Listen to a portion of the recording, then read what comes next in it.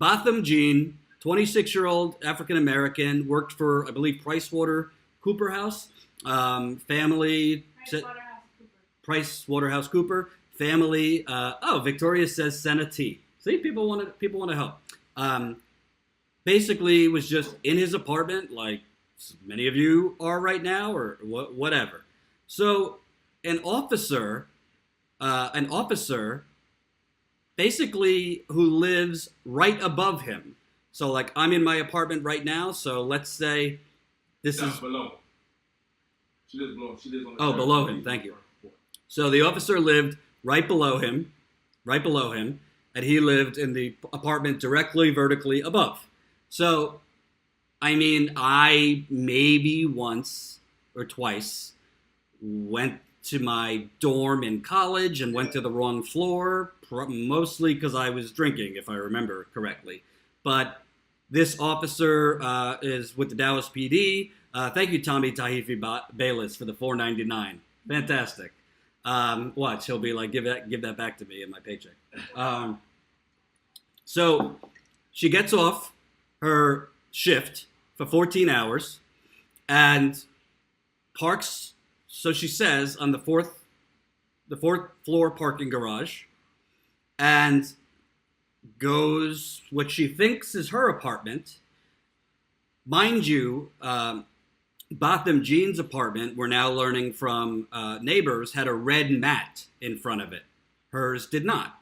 So she goes to what she thinks is her apartment, and according to her, because the story has been changing now, seemingly day by day. So Sean King on Twitter, obviously, I think he's with The Intercept now. He does a lot of things with activism.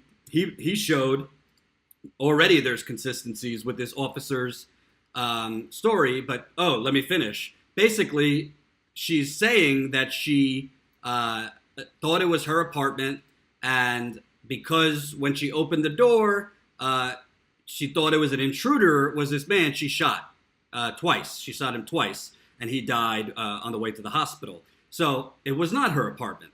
But let me show you, because Sean King shows it right here. There's different claims being made. So on one hand, you have sources reveal Amber Geiger, she was the police officer, told investigators she yelled at Botham Jean to show his hands after she walked into his apartment, drew her firearm and shot him. Also says, let me give you like breaking news. That's the police telling the media, because the police are trying to spin the narrative a certain way because they're trying to protect their own.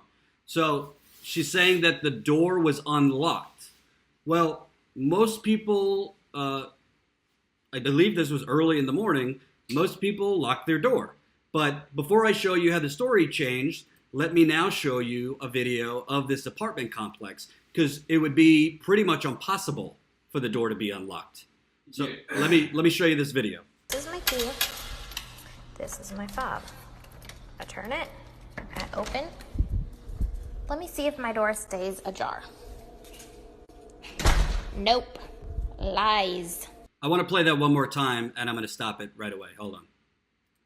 This is my key. This is my fob. Okay, so right there, do you see how that green light lit up? Yeah. These are electronically, it's an electronic match system. Yeah. So almost you can look at it as if when you go to a hotel. You go to a hotel, they give you a key. If you happen to go to they give you a key card. If you happen to go to the wrong door, it turns red. It only turns green when it fits the door it's supposed to go in. So besides the fact that it seems, because that was the video I just showed you was another woman who lives in the apartment basically saying there's no way to even creep your door open. You know, sometimes you leave your door a little ajar if you don't have the key, whatever. You can't. So close on it will automatically shut. But most importantly, you need an actual key to get in. It's not just like a swipe. Yeah. So if she actually thought it was her apartment, she would put the key in and she would immediately see it's not going green. Exactly. So right then and there, it doesn't make sense, first of all, and that's why she had to change the story. Right. It doesn't make sense, first of all, that the door was unlocked because, as you could see... You cannot. You have to have a stick or prop something open. There's no way you could possibly just have the door open. Right. So let's show you what the story changed to. So the story's first the door was unlocked. Now we have this. A Dallas police officer who spoke with NBC5 under the condition of anonymity. Starts sounding like Trump. Trump can't say anonymous. He says I'm ominous. Said Geiger was assigned to the department's elite crime response team and had just finished a 14-hour shift serving warrants in high crime areas. When she arrived home, she took the elevator to a floor that was not hers. None of the media reports asked why did she go to a floor that was not hers? Why did she not notice that there was a red mat in front of the door, which was not for her apartment? Anyway, she then went into what she thought was her door, put the key in, and struggled with the lock, which should have been another, because it's not just struggling with the lock. The green thing wouldn't go off. So that should have been an immediate, if you're sober and, paying attention. Put the key in. That's a key point, too. Because if you're sober, because I'm like, there's been times where I've been at hotels, obviously hotel I'm not familiar with, that I went to the wrong door and I'm like, oh shit. But it let me know the key didn't work, right. and I left. You know what I mean? So right. So now it becomes she then went to what she thought was her door, put the key in, and struggled with the lock. Geiger then put down several things she was holding and continued to fight with the key when the resident swung open the door and startled her. Geiger believed Jean, who was wearing only underwear, was an intruder and shot him with her service weapon. It wasn't until police and rescue units began arriving that she realized she was not at her apartment. Once realizing her deadly mistake, she became emotionally and blah, blah, blah, blah, blah. She turned herself in for 2 days. Right. Like, what is that? Right. Well, first of all, the police department, so this is another example of, different legal systems for different folk. The police department initially... not even in the finance. The police department initially sent her home because she was cooperating. It was only until, I believe, 48 hours later, that sounds strong. It was only until 48 hours later that they charged her with manslaughter and she actually surrendered. And then it was moved from the Dallas PD to the Texas Rangers, which didn't really make sense to me. I wanna make a few points. Number one, if this was a black officer who shot a white person, he would have been in jail in 5 minutes. He would not be sent home. And the whole, it would have been immediately, he's lying. Yeah. I'm talking about the media. He's lying. Because the whole story doesn't make sense. Number one, it should be a dead giveaway if you have an electronic key that cannot go on until the key is the match. Mm-hmm. She should have known this. Why is she fidgeting with it if it's not going on? And then maybe look, because they have the door number right to the left. So it seems to me again, we don't know. I don't know if they breathalyzed her. I don't know. They haven't released a lot of information. But it seems to me, in theory, can you be overtired and just go to the wrong floor? Sure. But that's where my benefit of the doubt ends, because if, let's say he actually did open the door, you start hearing some noise at your door, and maybe he was afraid someone's trying to intrude in my apartment, which is a normal response, and then you open up, she would have had to basically shoot him dead right there. Yeah. Which is obviously, like we're seeing with all police brutality, it's shoot first, think twice. So the story doesn't make sense, but even if you wanted to give her the benefit of the doubt that she really didn't realize it wasn't her door, and he opened it, and she thought he was an intruder, just because an intruder is in your home, which he wasn't, it was his home, even just because an intruder is in your home, you don't need to shoot to kill. Unless he has a gun aimed at you. But look, my theory is, I think we're going to find out. They heard from 2 witnesses that said they heard something. They heard voices, someone saying, "Let me in," as if they knew the person. So me and Jordan's been going back and forth, and I really think that they may have been in a relationship, and I think something may have happened, and that just set her off or whatever. Maybe he cheated. I don't know, but to say that they didn't know each other and they were strangers. I can't believe that, especially after hearing what the lawyer said that the witnesses said.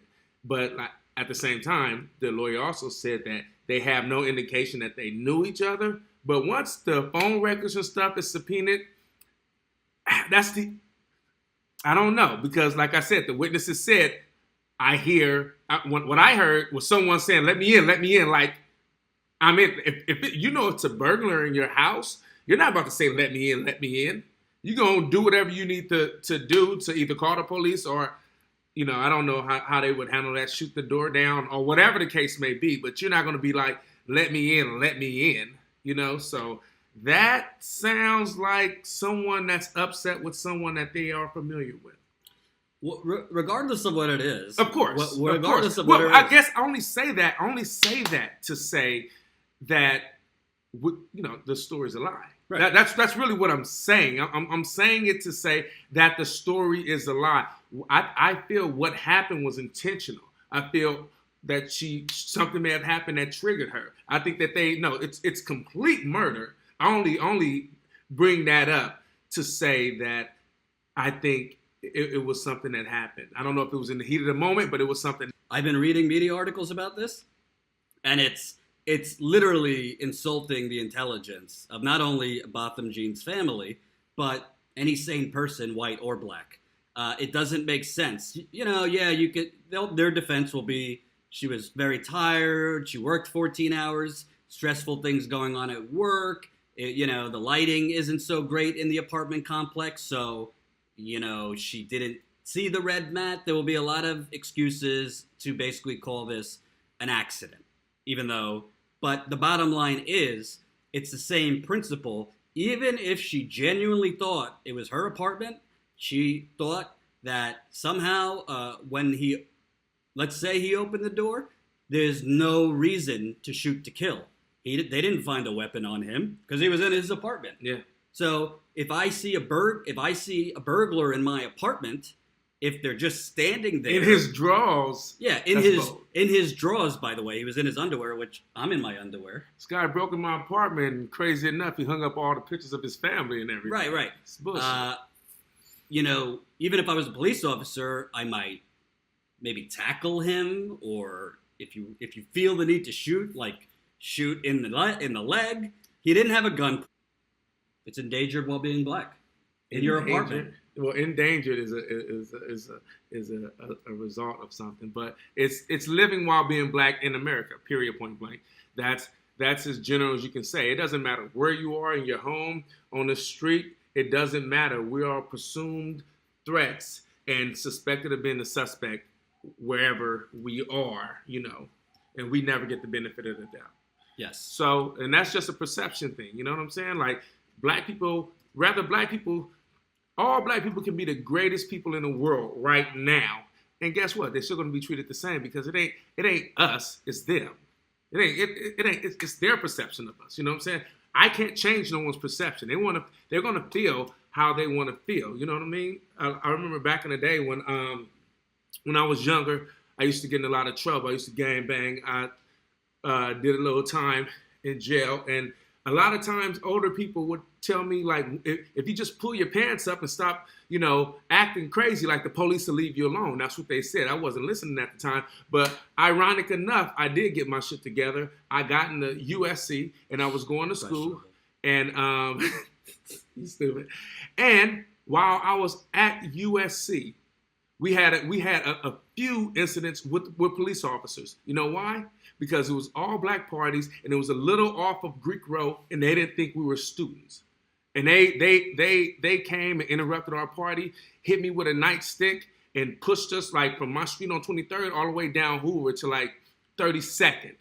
And we had a big meeting with the police chief and the school and everything, because it doesn't matter whether you're in school or not, whether you're good or not, whether you're rich or not, you still a nigga in their eyes. And that's just that's the reality of it. And it's not the victims, it's the people, it's their perception. They have to change their perception. They always come at us like we're some, like you ever see like a loose pit bull, just kind of like a loose pit bull?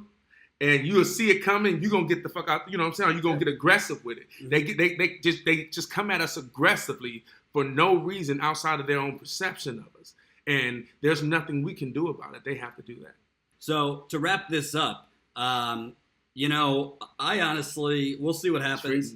Wouldn't complain. I think the police are going to do what they always do. They're going to fudge the evidence. They're going to protect their own. Yeah, they're already doing it now. You can see if they didn't get a blood test or when she first came in, they didn't get any of that. I don't know if they have it or not, but if we find out that they didn't do that, we'll stay on this. I mean, I've never seen a story like this, but at the end of the day, yeah, sometimes there are accidents, but at the end also, people cannot in America be hunted in their apartments, you know, especially African Americans who you always hear we're afraid as soon as we leave our door. But now you have to be afraid just in your door. Yeah. And even if you wanted to give her the benefit of the doubt that this was an accident, she did not need to shoot an unarmed man. And she should have, if she's a competent person who's lucid and not mentally unstable, she should have recognized very quickly, oh shit, this isn't my apartment. This guy's in his underwear. There's a red mat under me. To the left says the apartment number. I mean, her eyes though on that mug shot seems like she's not 100%. Like there was no emotion really. I don't know. So we'll stay on this, but the media, from the articles I've read, Colin just got the notification. Oh Jesus. But from the articles I've read, they're basically just regurgitating the police department spin. So that's the media we have, and that's why we're going to be launching Status Quo very soon. Yeah. So